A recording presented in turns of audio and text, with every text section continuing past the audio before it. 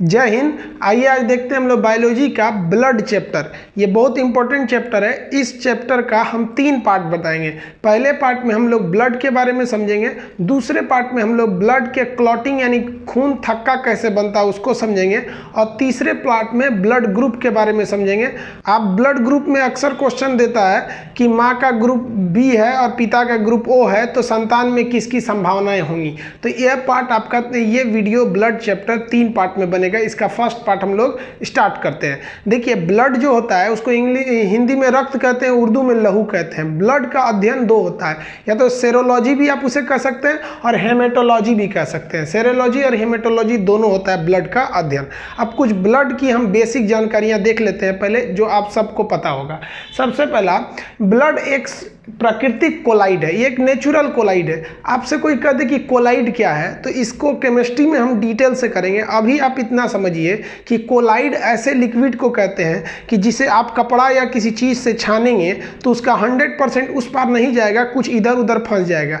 जैसे दूध छानिएगा तो मलाई फंस जाएगा, आइसक्रीम छानिएगा तो ऊपर से कुछ फंस जाएगा, वैसे ही ब्लड छानिएगा तो उसका कुछ हिस्सा नीचे जाएगा, ऊपर फंस जाएगा। तो ऐसे फंसने वाले चीज़ों को हम क्या कहते हैं? कोलाइड। याद रखिए, ये केवल समझने के लिए बता रहे हैं, ये कोई फॉर्मूला नहीं है, लेकिन इस आधार पे आप कोलाइड को इजीली पहचान सकते हैं। तो रक्त एक प्रकार का प्राकृतिक कोलाइड है। इससे पहले के चैप्टर में बता दिए थे, रक्त एक संयोजी उत्तक है, कनेक्टिंग टिश्यू है। कनेक्टिंग टिश्यू उसे कहते हैं जो पूरे बॉडी को कनेक्ट करके रखता है, जोड़ के रखता है, अर्थात संयोग करके रखे रहता है। अतः इसे हम संयोजी उत्तक कहते हैं। जो ब्लड होता है इसका पीएच जो होता है 7.4 पीएच जो होता है वो क्षार का होता है। अगर कोई चीज का पीएच 7 से ऊपर जाता है तो वो बेस हो जाता है, और 7 से नीचे आता है तो एसिड हो जाता है, और 7 पे रुक गया तो न्यूट्रल। अतः पीएच 7 होने के कारण ये क्या होता है? 7.4 होने के कारण ये क्षार होता है। मेल में इसकी संख्या 5.5 लीटर होती है। मेल में इनकी संख्या कितनी होगी? 5.5 लीटर। और फीमेल में इनकी संख्या होती है 5 लीटर, अर्थात मेल से आधा लीटर कम होती है। अब ये क्यों आधा लीटर कम होती है? अब किसी से पूछेगा, हम तो एक आदमी से पूछे थे तो बोल रहा था कि शादीशुदा आदमी थे, वो बोल रहे थे आधा लीटर कम इसलिए होता है ताकि वो दूसरे का खून चूस सके। हालांकि ये कोई रीजन नहीं है कि दूसरे का खून चूस सके, इसलिए पहले से स्पेस दिया हुआ है। रीजन ये है कि फीमेल में ना हीमोग्लोबिन कम होता है, और हीमोग्लोबिन भी आरबीसी का निर्माण करता है, और आरबीसी ब्लड का एक बहुत बड़ा हिस्सा होता है। इसलिए हीमोग्लोबिन के कमी की वजह से फीमेल में जो ब्लड होता है वो आधा लीटर कम होता है। तो ये बेसिक चीज़ आप समझते हैं। अब ब्लड का निर्माण कहाँ होता है, फॉर्मेशन ऑफ ब्लड कहाँ होता है? तो हम लोग जो एडल्ट हैं उनमें हड्डियों के बीच के बोन मैरो में होता है। आप हड्डी देखे होंगे, आप लोग कई तो हड्डी जब आप चिकन वगैरह खाते होंगे तो कूच देते होंगे, उसके अंदर झांकिएगा हड्डी के अंदर ऐसे तोड़ के, तो उसमें जाली रेड कलर का रहता है, उसे हम अस्थि मज्जा या बोन मैरो कहते हैं। तो एडल्ट लोगों में, वयस्क लोगों में ब्लड का निर्माण कहाँ होता है? बोन मैरो में होता है। लेकिन बात करिए उस बच्चे की जो अभी माँ के पेट में अभी पैदा ही नहीं हुआ, उसमें हड्डी नहीं रहता है, और हड्डी रहता है अभी तो एकदम कमजोर रहता है, जिधर मुड़िएगा उधर मुड़ जाएगा, तो उसमें तो बोन मैरो की कमी होती है, उसका कहाँ बनेगा? तो जो भ्रूण, जो बच्चा अभी पैदा नहीं हुआ है, माँ के पेट में है, उसे इंग्लिश में एम्ब्रॉय कहते हैं और हिंदी में भ्रूण कहते हैं। अब वो 3 महीने का पेट में बच्चा है तो भी भ्रूण है, और 9 महीने का है तो भी भ्रूण है। अगर पैदा हो गया तब बच्चा कहलाता है, नहीं पैदा रहेगा तो भ्रूण रहेगा। तो भ्रूण में जो ब्लड का निर्माण होता है वो लीवर में होता है, लीवर के मीसोडर्म में, उसी का हिस्सा होता है। तो आप लीवर ही याद रखिए, यकृत में। तो ये इसका बेसिक इंफॉर्मेशन। अभी थोड़ा और समझते हैं हम लोग ब्लड के बारे में कि ये जो ब्लड है ये स्टोर कहाँ रहता है। तो कई लोग कहते हैं हार्ट में। बाबू, हार्ट में ब्लड स्टोर नहीं रहता है, दिल में स्टोर हो गया तो हार्ट अटैक आ जाएगा। ब्लड जो स्टोर होता है ना, ये पेट में, पेट को हम लोग उदर कहते हैं, उदर। अब पेट खाली जगह है तभी ना खाना खाते हैं तो चला जाता है। तो उदर गुहा में यहाँ पर बाईं ओर एक एस्पिलीन होता है, जिसे हिंदी में प्लीहा या तिल्ली कहते हैं। तो प्लीहा या तिल्ली में ही ब्लड जाके स्टोर रहता है, इसलिए एस्पिलीन को हम ब्लड बैंक के नाम से भी जानते हैं। आरबीसी जब अभी हम आगे पढ़ाएंगे आपको ब्लड का, वो जब मरता है तो वो भी जाके एस्पिलीन में ही जाके इकट्ठा हो जाता है। इसीलिए स्टोरेज कौन करता है? एस्पिलीन, उसी को प्लीहा या तिल्ली कहते हैं। और मरने के बाद यानी कब्र जो होता है वो भी एस्पिलीन होता है। तो एस्पिलीन को हम ब्लड बैंक भी कहते हैं, और कब्रिस्तान यानी ग्रेवयार्ड के नाम से भी जानते हैं। अब एक कोलेस्ट्रॉल क्या होता है? कोलेस्ट्रॉल क्या होता है? चिपचिपा पदार्थ। जैसे आप तेल मसाला ज़्यादा खाइएगा, खूब काजू किशमिश बादाम ये सब खाइएगा तो उसमें चिपचिपा चीज़ होता है, वसा का एक रूप होता है। तरल वसा फैटी एसिड होती है, उसी को क्या कहते हैं, कोलेस्ट्रॉल। ये कोलेस्ट्रॉल बहुत घातक होता है, ये जान ले लेता है, हार्ट अटैक ले आ देगा। क्योंकि अगर आपके रक्त में अगर ये चर्बी यानी तेल की मात्रा ज़्यादा हो जाए तो दिल पे जाके चिपक जाएगा, फिर दिल को धड़कने नहीं देगा।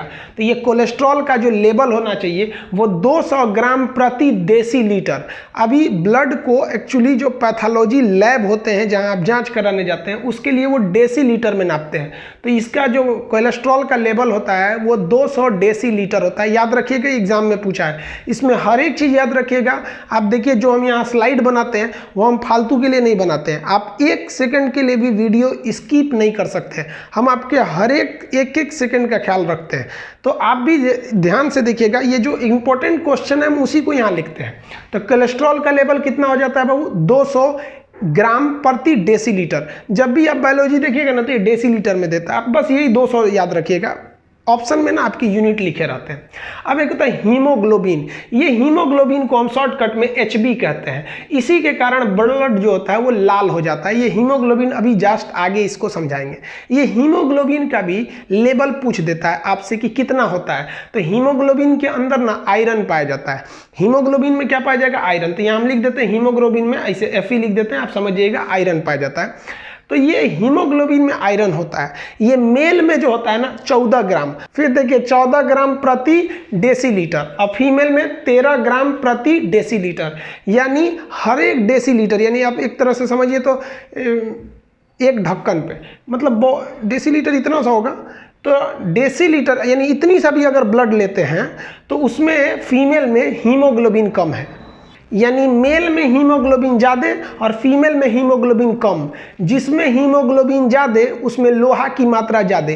यानी मेल की शरीर में आयरन की मात्रा ज़्यादा होने की वजह से मेल का शरीर हार्ड होता है, और फीमेल में हीमोग्लोबिन कम होता है तो आयरन भी कम हो जाता है, तो उनका शरीर थोड़ा सॉफ्ट हो जाता है। बराबर मुक्का एक मेल को मारिए एक फीमेल को मारिए, मेल को उतना नहीं लगेगा लेकिन फीमेल को ज़्यादा चोट लग जाता है।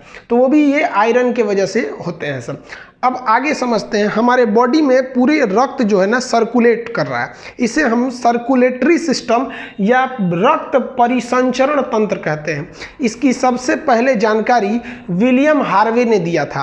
तो रक्त परिसंचरण की जानकारी किसने दिया, विलियम हार्वे ने दिया था। इतना समझ गया आ गया। अब थोड़ा और आगे समझते हैं लोग। अब देखिए ब्लड के कार्य क्या होते हैं, फंक्शन ऑफ ब्लड। तो ब्लड का सबसे महत्वपूर्ण काम देखिए वो तापमान का नियंत्रण करता है। जब तक आप जिंदा हैं, विलियम हार्वे साहब ने कहा था रक्त परिसंचरण करते रहेगा, और कोई भी चीज़ गतिशील रहती है तो उसमें उष्मा रहती है। आप हाथ को ऐसे ऐसे रगड़िए, आपका हाथ गर्म रहेगा। जब तक रगड़ेंगे तब तक गर्म रहेगा, छोड़ेंगे तो थोड़ी देर में ठंडा हो जाएगा। इसीलिए पूरा शरीर में जब तक खून दौड़ेगा तब तक हमारा शरीर का टेम्परेचर 37 डिग्री बना रहेगा। क्योंकि ब्लड के घूमने का भी स्पीड फिक्स है, 120 के प्रेशर से जाता है और 80 के प्रेशर से आता है। तो उसी को ब्लड प्रेशर कहते हैं। 120 आता है 80, तो इसी को कहते हैं 120/80। तो जब तक खून चलेगी तब तक शरीर गर्म रहेगा। ब्लड कहाँ जमा रहता है बाबू, एस्पिलिन में। मलेरिया नाम के बीमारी में ना एस्पिलिन खराब होने लगता है, इफेक्टेड हो जाता है, तो ब्लड भी इफेक्टेड होने लगता है। इसीलिए पूरे शरीर का टेम्परेचर घटने लगता है मलेरिया नाम की बीमारी में। तो पहला काम आप समझ गए। दूसरा काम आप समझते हैं हम लोग, पोषक पदार्थ का परिसंचरण। आप कोई भी चीज़ खाते हैं तो डाइजेस्ट होने के बाद उसका एब्जॉर्प्शन करके उसे ब्लड में मिला दिया जाता है। आप दवा खाते हैं या इंजेक्शन दिया जाता है तो उसमें न्यूट्रिशन यानी पोषक पदार्थ रहते हैं जो आपके बॉडी के लिए अच्छे होते हैं। वो पूरे बॉडी में वो क्या कर देता है, परिसंचरण कर देता है। हार्मोन का भी परिसंचरण कर देता है, ये तो हार्मोन चैप्टर में पढ़ा है आपको। तो ये पोषक पदार्थों का परिवहन कर देता है। दूसरा, गैसों का परिवहन करता है। हम आपको श्वसन तंत्र में पढ़ा दिए हैं, सांस लेते हैं तो ये फेफड़ा केवल एक टंकी का काम करता है जहां ऑक्सीजन को रख देता है। यहाँ से ऑक्सीजन को ले जाने का काम ब्लड का हीमोग्लोबिन करता है, और वापस CO2 ले आने का भी काम हीमोग्लोबिन करता है। फेफड़ा केवल एक जगह प्रोवाइड करता है कि यहाँ भैया आप ऑक्सीजन रख दीजिए। तो गैसों का परिवहन यानी ऑक्सीजन ले गया और CO2 लाया। तो ये दूसरा काम आप समझ गए। अब तीसरा काम समझते हैं, उत्सर्जी पदार्थों का परिवहन। शरीर में जितने भी खराब पदार्थ रहते हैं जैसे यूरिया, अमोनिया इत्यादि का परिवहन वही करता है और किडनी को ले जाके दे देता है, और किडनी उसको क्या करता है, डायलिसिस विधि द्वारा उसमें से हानिकारक पदार्थों को रख लेता है और ब्लड को कहता है अब तुम जाओ। ये हम किडनी में आपको डिटेल से पढ़ा दिए हैं। आप उत्सर्जन तंत्र चैप्टर हेडिंग डालिएगा ना तो आपको किडनी वहाँ पे मिल जाएगा। समझ में आ गया आपको? तो ये तीनों काम आप समझ गए आ गया। तो एक्चुअली आप ये कह सकते हैं कि रक्त टेम्परेचर को नियंत्रित करता है और परिवहन करता है। और परिवहन में आप तीन चीज देख सकते हैं, पोषक पदार्थ यानी न्यूट्रिशन का परिवहन कर सकता है, गैसों का परिवहन कर सकता है, हानिकारक पदार्थों का भी परिवहन करता है। निकालता नहीं है ब्लड से, हानिकारक पदार्थों को लेके घूमता है और किडनी उसमें से घिंच घिंच निकाल लेता है। समझ में आ गया? आप इसको एक स्क्रीनशॉट लीजिए, इसका पीडीएफ डिस्क्रिप्शन में दे दिए हैं। एक्चुअली इससे पहले वाले चैप्टर में हम बोल दिए थे कि डिस्क्रिप्शन में है और देना भूल गए थे, बट अभी उसमें लोड कर दिए हैं, आप देख लीजिएगा। इसमें हम नहीं भूलेंगे पीडीएफ देना, सॉरी इससे पहले वाले वीडियो में भूल गए थे हम पीडीएफ देना। देखिए ब्लड का आपको बेसिक इन्फॉर्मेशन बता दिए। अब ब्लड का हम कंपोजिशन समझते हैं कि ब्लड किस किस चीज़ों से मिलकर बना होता है। तो ब्लड में बेसिकली दो पार्ट होते हैं, एक उसका लिक्विड पार्ट और एक उसका हार्ड पार्ट। तो लिक्विड पार्ट को हम कहते हैं प्लाज्मा। लिक्विड पार्ट हो गया प्लाज्मा, जो पूरे ब्लड का लगभग 60% होता है, कहीं कहीं आपको ये 55% भी मिलेगा। और जो उसके पार्टिकल्स जो उसमें घुले हुए होते हैं उन्हें हम कार्पल्स या रुधिराणु कहते हैं। ये बचे हुए 40% होते हैं, सब 40%। तो आप इसको ऐसे समझिए, जैसे आप शरबत बनाते हैं तो पानी भी लेते हैं और चीनी भी लेते हैं, तो चीनी हार्ड पार्टिकल हो गया और पानी जो हो गया वो लिक्विड पार्ट हो गया। तो उसी तरह ब्लड में भी दो दो चीज़ मिला हुआ है। ऐसा मत समझिए कि ब्लड लिक्विड दिख रहा है तो केवल लिक्विड से बना है। आपका चाय जो पीते हैं वो लिक्विड दिखता है तो केवल लिक्विड से थोड़ी ना बनता है, उसमें चीनी भी पड़ता है, चाय पत्ती भी पड़ता है, गुल मिर्च वगैरह भी लोग डाल देते हैं, तो कई कई चीज़ के पार्टिकल्स भी पड़ते हैं। और लिक्विड में दूध भी रहता है, थोड़ा पानी भी मिला दिया जाता है। तो वैसे ही ब्लड का लिक्विड भाग हो गया आपका प्लाज्मा। समझ में आ गया? और जो ठोस भाग है जो कण के समान होता है उसे क्या कहते हैं, रुधिराणु। ये बचे हुए 60% हो गए। इसमें आरबीसी, डब्ल्यूबीसी और प्लेटलेट होते हैं। इनको हम समझेंगे, पहले हम लोग प्लाज्मा के बारे में देख लेते हैं। प्लाज्मा पूरे ब्लड का 60% भाग होता है, ये ब्लड को लिक्विड बना के रखे रहता है। इस प्लाज्मा में एक विशेष प्रकार का प्रोटीन पाया जाता है जिसे फाइब्रिनोजेन कहते हैं, और एक अलग भी प्रोटीन होता है जिसे हम कहते हैं प्रोथ्रोम्बिन।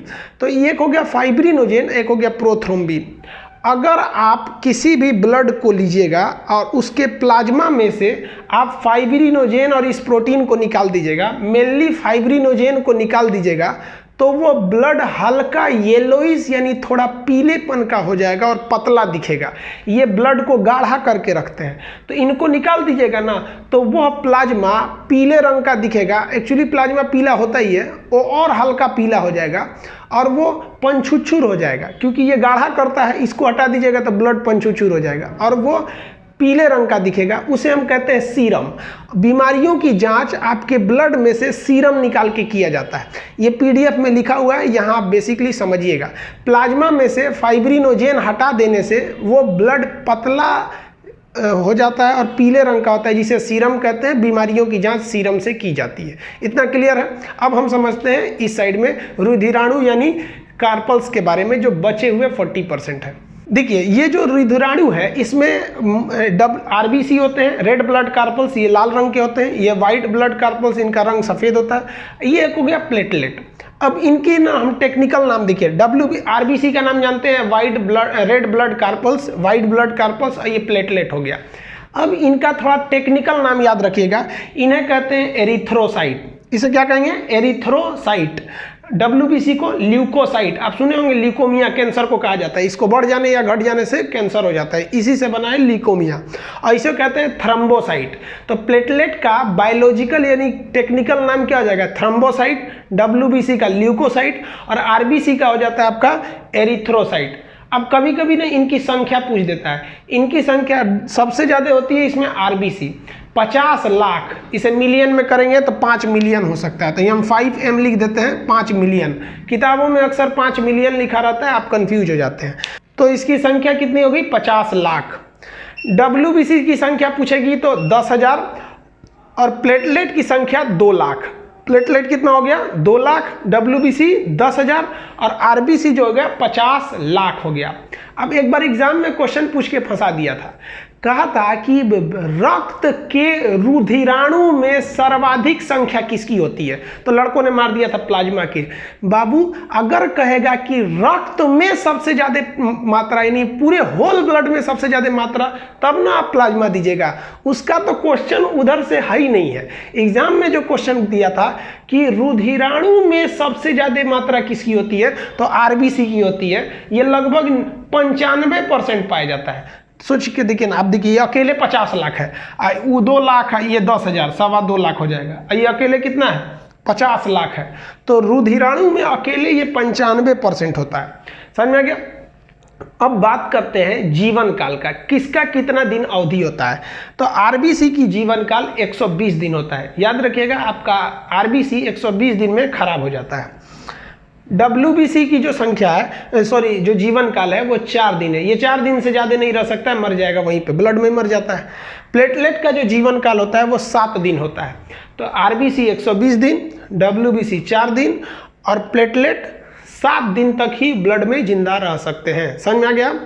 अब आपके मन में एक सवाल आता होगा कि सर मेरा WBC 4 दिन में खराब हो गया, ब्लड के अंदर वाला प्लेटलेट खराब हो गया, WBC भी खराब हो गया, तो फिर ब्लड में तो उस ब्लड का क्या होता है। तो ब्लड को लाइसोसोम, मान लीजिए इन दोनों को लाइसोसोम मार देते हैं और इनमें लाइसोसोम नहीं होता है, बताए हैं, इसको एस्पिलिन मार देता है। तो फिर ब्लड कहाँ गया, तो ध्यान दीजिए, ब्लड का जो लिक्विड वाला पार्ट है ना, प्लाज्मा, ये अभी भी जिंदा है। कहता है कि बाबू लोग, रुधिराणु लोग, तुम घूम रहे थे चीनी चाय पत्ती की तरह मेरे बीच बीच में, तुम लोग जाओ। कैसे हम लोग चाय बनाते हैं तो चाय पत्ती छान देते हैं, तो खराब जो चाय पत्ती होता है उसको छान देते हैं। वैसे एस्पिलिन क्या करता है कि RBC की जो मात्रा खराब हो गई उनको छान देता है। तो केवल रुधिराणु खराब होते हैं, प्लाज्मा जिंदा रहता है। हम प्लाज्मा थेरेपी में बताए थे कि प्लाज्मा निकाल लिया जाता है। फिर हमारा शरीर क्या करता है, WBC बनाता है, बोन मैरो WBC बनाता है, प्लाज्मा में मिला देता है। बोन मैरो ही प्लेटलेट वगैरह सब बनाते हैं, प्लाज्मा में मिला देता है, फिर से ब्लड हो जाते हैं। तो ब्लड के ये बहुत महत्वपूर्ण घटक होते हैं।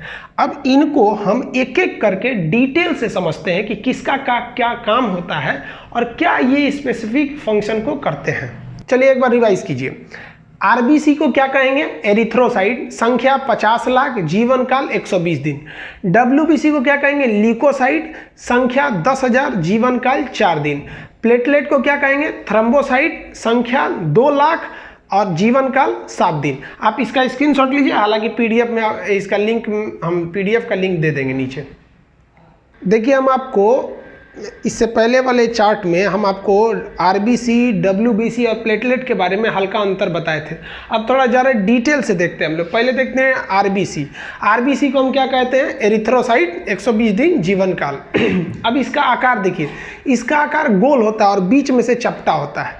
आकार गोल होता है और बीच में से क्या होता है, चपटा होता है। ऊंचाई पे जब ये जाइएगा तो इसमें ऑक्सीजन डिजॉल्व करने की क्षमता घट जाती है, जिसकी वजह से इसका आकार बढ़ जाता है। तो याद कैसे रखिएगा, ये क्या है, बढ़ने का साइन है और ये भी क्या है, ऊंचाई का साइन है। तो जैसे ऊंचाई पे जाइएगा इसका आकार क्या होने लगता है, बढ़ने लगता है। तो ये एक बार पूछ दिया था कि ऊंचाई पे जाने पे इसके आकार में क्या प्रभाव पड़ता है, तो बढ़ जाता है। और ऑक्सीजन डिजॉल्व की क्षमता भी इस पर इफेक्टेड पड़ती है।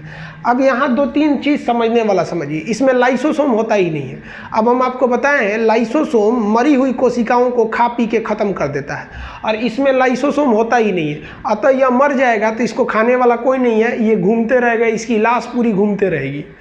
इसीलिए ये जब मर जाता है तो इसकी लाश को कौन पकड़ लेता है, एस्पिलिन, जिसको हम लोग प्लीहा या तिल्ली कहते हैं। इसीलिए एस्पिलिन को RBC का कब्र कहा जाता है।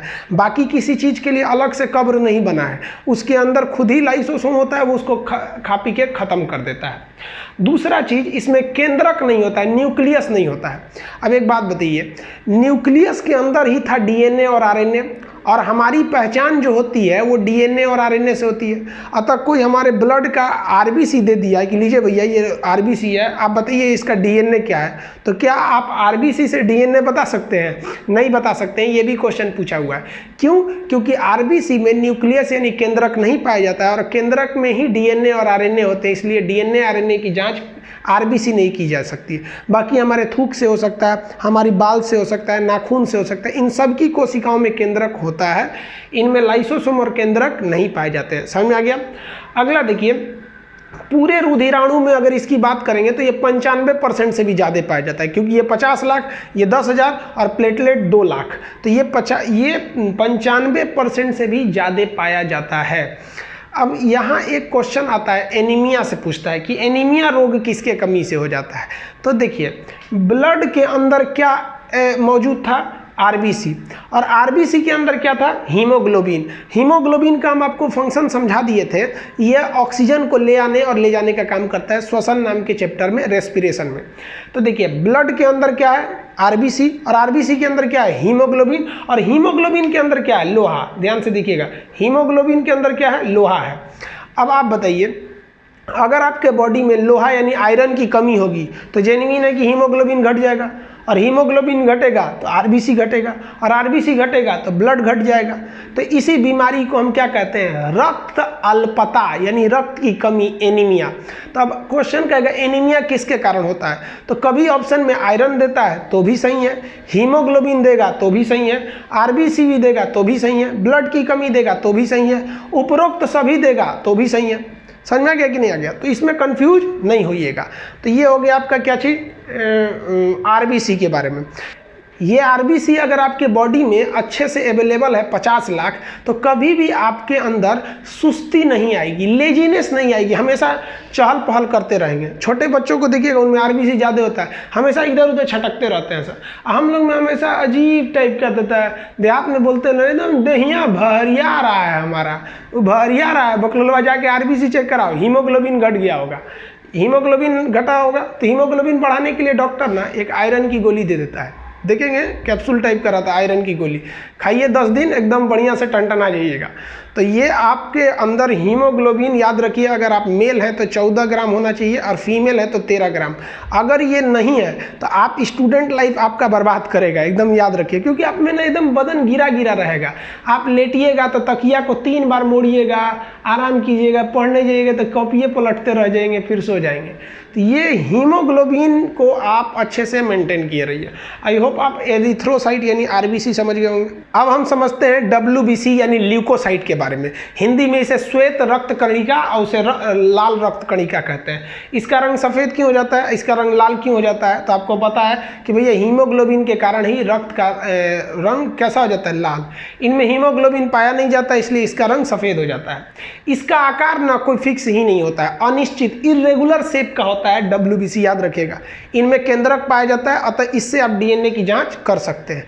जैसे ये हमको शरीर में क्या दिया, चुस्ती फुर्ती दिया था आरबीसी, तो उसी तरह डब्ल्यूबीसी हमसे रोगों से रक्षा करने का काम करता है, हमारी बीमारियों से रक्षा करता है। डब्ल्यूबीसी 10,000 रहना चाहिए। अगर किसी का डब्ल्यूबीसी 10,000 या उससे थोड़ा सा ज़्यादा है तो वो व्यक्ति जल्दी बीमार नहीं पड़ेगा।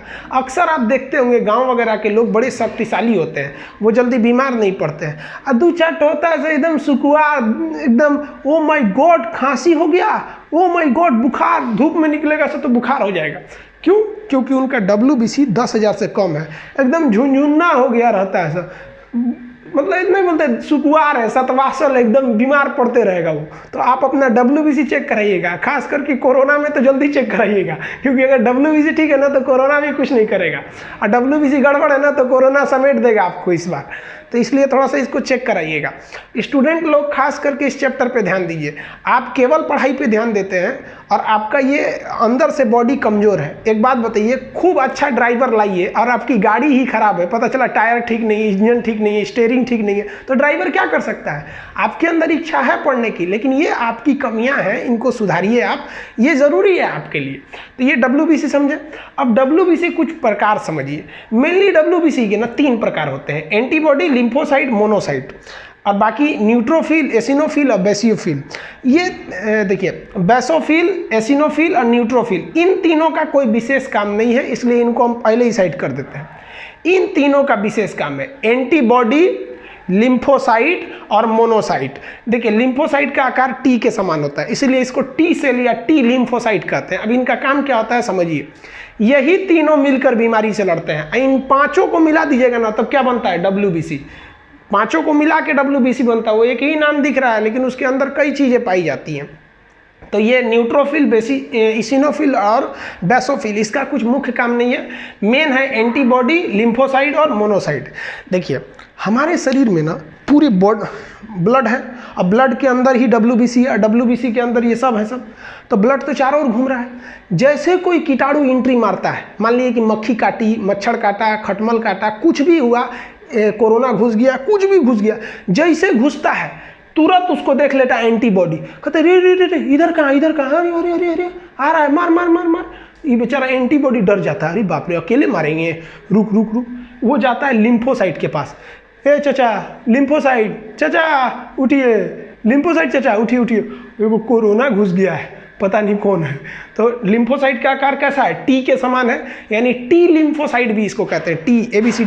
टी लिम्फोसाइट उठता है, एंटीबॉडी से कहता है क्या हुआ रे, कहा महाराज जो कोरोना आ गया, चलिए मारा जाए। तो लिम्फोसाइट आता है तरना के, कहाँ रे कहाँ रे, धड़ धड़ धड़ धड़ मारता है। अगर लिम्फोसाइट मजबूत है मार के वहीं मार डालेगा, कहेगा इससे जुड़ा हमारे एरिया में आता है, मार दिया लिम्फोसाइट। बीमारी को एक्चुअल मारता है लिम्फोसाइट यानी टी सेल। लिम्फोसाइट मारकर चला गया, अब यह एंटीबॉडी जाके बताता है मोनोसाइट को, ये मोनोसाइट चाचा हम मार दिए उसको, बीमारी को, चलिए आप खा लीजिए। तो मोनोसाइट जो होता है उस बीमारी को खाता है। क्यों? क्योंकि उस बीमारी को अगर खाएगा नहीं तो वहीं सड़ के मर जाएगा। तो बीमारियों का भक्षण कौन करता है? मोनोसाइट। अतः मोनोसाइट का आकार बड़ा हो जाता है। कहेगा कि WBC में सबसे बड़ा आकार किसका होता है? तो मोनोसाइट का। बीमारियों को एक्चुअल में कौन मारता है? तो टी लिम्फोसाइट या लिम्फोसाइट। पहचान यानी रक्षा करने का काम BSF का काम कौन करता है? एंटीबॉडी। ध्यान दीजिए ससुरा, HIV इतना भयानक बीमारी है ना, और कैंसर ऐसा भयानक बीमारी है सब, HIV में यही मर जाता है बेचारा। HIV जैसे होगा ना, लिम्फोसाइटे मर जाता है। अब आप बताइए, लिम्फोसाइट है ये नहीं है, इधर से HIV का वायरस घुस गया, एंटीबॉडी तो देख लिया घुस गया, अब कहेगा ए चाचा उठिए, लिम्फोसाइट चाचा, चाचा मर गई लो, नहीं उठ पाएगा। तो बहुत खतरनाक बीमारी होता है HIV। हो जाएगा तो कहियो नहीं पाएंगे कि हो गई लो है। तो ये भी बहुत खतरनाक बीमारी है। तो आप बीमारियों से लड़ने का पूरा प्रोसेस समझे। जैसे एंट्री मारा, एंटीबॉडी एक्टिव हो गया, मारेगा कौन? लिम्फोसाइट। लिम्फोसाइट का आकार टी के समान। मरे हुए कीटाणु को खाएगा कौन? मोनोसाइट। सबसे बड़ा आकार मोनोसाइट। बाकी न्यूट्रोसाइल, इसिनोफिल, बेसिनोफिल ये कुछ खास काम नहीं है। तो ये देखें, ये चुस्ती फुर्ती दिया, ये बीमारियों से रक्षा किया, ये भी जरूरी है आपके लिए, ये भी जरूरी है। अब बात करते हैं प्लेटलेट को। प्लेटलेट का टेक्निकल नाम था आपका थ्रोम्बोसाइट, हालांकि इसे हिंदी में बिंबाणु कहते हैं। क्या कहते हैं? बिंबाणु। इसका आकार जो होता है ना, ये भी गोल होता है, लेकिन उत्तल लेंस की तरह होता है, इस शेप में होता है, ये उत्तल लेंस के समान होता है। तो इसका आकार कैसा होगा? उत्तल लेंस की तरह, बाइकन्वेक्स लेंस की तरह। इसमें केंद्रक नहीं पाया जाता है, अतः इसमें भी केंद्रक नहीं पाया जाएगा, तो इससे भी आप DNA नहीं निकाल सकते, जबकि इसमें DNA निकाल सकते हैं क्योंकि इसमें केंद्रक होता है। इसमें भी केंद्रक नहीं होता है RBC में, तो इसमें केंद्रक उपस्थित नहीं होता है। ये क्या काम करता है? शक्ति प्रदान करता है। इसकी संख्या आपको बता दी है पहले ही, 2 लाख होती है। अगर आप में प्लेटलेट 2 लाख है ना, तो आप में इतनी शक्ति रहेगी ना, थकबे नहीं करिएगा, एकदम दनादन थकेगा नहीं। तो देखते हैं ना, कुछ कुछ आदमी जल्दी थकता ही नहीं है, और कुछ कुछ ससुरा 1 घंटा पढ़ने बैठेगा से तो कमर दर्द कर गया, ओ दादा दा सुकुआर बकलोलवा कौन सी रिजल्ट होगा रे तू लोग का, ऐसे 1 घंटा में थकोगे लोग। तो प्लेटलेट चेक कराइए जाके। प्लेटलेट अगर ज़्यादा रहेगा थकिएगा नहीं। किसी किसी लड़कों को आप देखते होंगे सोच रहा 8-8 घंटा पढ़ने लगते हैं सर। हम लोग जब पढ़ते थे तो इलाहाबाद यूनिवर्सिटी में, तो एक लड़का था हम लोग के साथ, सरफराज। सुबह 6 बजे से जब पढ़ना चालू करता था ना, तो एक ही बार उठता था 1 बजे, जब खाना आता था तब, खाना आ गया चलो खाओ। इतना पढ़ने में वो, मतलब उसके अंदर स्टेमिना थी। तो हम लोग यही सोचते थे ससुरा ये पढ़ता कैसे इतना ज़्यादा। तो आप लोग भी अपना प्लेटलेट चेक कराइएगा। अगर प्लेटलेट कम है तो पढ़ने के लिए इच्छा तो करेगी, लेकिन ज़्यादा देर टिक नहीं पाइएगा। और ससुरा अगर हीमोग्लोबिन कम है तो इच्छा नहीं करेगा। तो देखिए, ये ससुरा कमवा स्टार्ट करा देता है और ये देर तक कराए रखता है। तो सब जरूरी है, इसलिए डॉक्टर के पास जाइए, इत्मीनान से अपना प्लेटलेट चेक कीजिए 2 लाख है कि नहीं, WBC 10,000 है या नहीं, हीमोग्लोबिन लड़का है तो 14, लड़की है तो 13 है या नहीं। और अगर नहीं है तो डॉक्टर इसके लिए अच्छा बताएगा। हीमोग्लोबिन को बढ़ाने घटाने के लिए अपने से मत कीजिएगा, वरना रिस्की हो जाता है। हाँ, हम ये जरूर बता सकते हैं कि प्लेटलेट को कैसे बढ़ाइएगा। देखिए, प्लेटलेट जो होता है ना, वो डेंगू में बहुत घट जाता है। डेंगू में ये प्लेटलेट 30,000 चला आता है, 20-20 हज़ार तक चला आता है।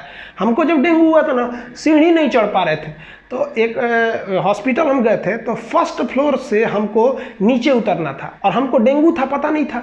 मेरा प्लेटलेट 40,000 हो गया था, तो हम सोचे लिफ्ट से उतर जाते हैं। तो लिफ्ट में बेचारी एक डॉक्टर थी, लेडीज डॉक्टर थी, वो हमको कहीं कि आपको शर्म नहीं आता है, एक फ्लोर से नीचे उतरना है, जेंट्स होके लिफ्ट से उतरते हैं। हम कहे मैडम हमको पता नहीं क्या हुआ है कि हमारा पैर नहीं चल पा रहे। तो प्रॉब्लम हमको नहीं थी, प्रॉब्लम था कि वहाँ हमको डेंगू हो गया था, वरना हम डेली 5 तल्ला पे क्लास चढ़ने के लिए ऊपर नीचे करते हैं, पैर ही नहीं उठता है, इतना कमजोरी आ जाती है और आदमी ना भद भद गिर जाता है। देखिएगा ना, जहाँ तहाँ गिरल रहेगा, उठाना पड़ेगा, भैया उठिए। अगर हीमोग्लोबिन भी कम हो गया है तब वो गिरेंगे, और प्लेटलेट भी कम हो गया तो भी गिरेंगे। तो ये बहुत खराब होता है। इसको कैसे बचाया जाता है, डेंगू से कैसे बचिएगा? तो देखिए, एक गिलोई और एलोवेरा, ये बाबा रामदेव के दुकान पे मिलेगा, लिक्विड होता है, एक एक कप 3 टाइम पीते रहिए। तो गिलोई और एलोवेरा। दूसरा, बकरी के दूध में प्लेटलेट बढ़ाने की क्षमता ज़्यादा होती है, जितना फल खा सकते हैं दबा के खाइए तो ये बढ़ेगा। फल खाने से सब बढ़ने लगते हैं, लेकिन हिंदुस्तान में गरीबी इतना ज़्यादा है कि फल कौन खाता है? जब बीमार पड़ता है तो अब समझ लीजिए, किसी के घर अनार खरीद के जा रहा है ना, तो 50% संभावना है कि उसके घर कोई ना कोई बीमार पड़ा होगा। तो ये आप ब्लड के बारे में समझ गए। एक स्टूडेंट लाइफ में सबसे पहले ज़रूरी ये है, अगर हमसे कोई पूछता है कि सर किस तरह से पढ़ना चाहिए, तो हम सबसे पहले कहेंगे तू पढ़ाई पहले बाद में कर, पहले ये सब ठीक करके लाओ, डॉक्टर के पास जाओ, 1 महीने पहले अपने इस पे ध्यान दो और थोड़ा बहुत उसी पीरियड में पढ़ते रहो। जब ये अच्छा हो जाएगा ना, तो तुमको पूछना ही नहीं पड़ेगा कि सर हमको इतना नींद क्यों आता है। भैया हीमोग्लोबिन कम रहेगा तो नींद आएगा। अब सर 1 घंटा से ज़्यादा पढ़िए नहीं पाते, भैया प्लेटलेट कम है। सर हमेशा हम उखड़ले रहते हैं, कबो खांसी, कबो सर्दी, कबो कुछ, तो भैया WBC गड़बड़ है। तो भैया आप लोग अपनी पहले बॉडी को सुधारिए। गाड़ी अच्छी रहेगी तो ही ड्राइवर, खराब भी रहेगा तो चला लेगा, समझ आ गया? तो आप अपनी बॉडी सुधारिए। इसका लिंक PDF में है, PDF हम इस बार नहीं भूलेंगे, पिछले PDF में वीडियो में भूल गए थे। आप इसका एक स्क्रीनशॉट लेना चाहते हैं तो ले सकते हैं। नेक्स्ट वीडियो में हम समझेंगे ब्लड के क्लॉटिंग के बारे में।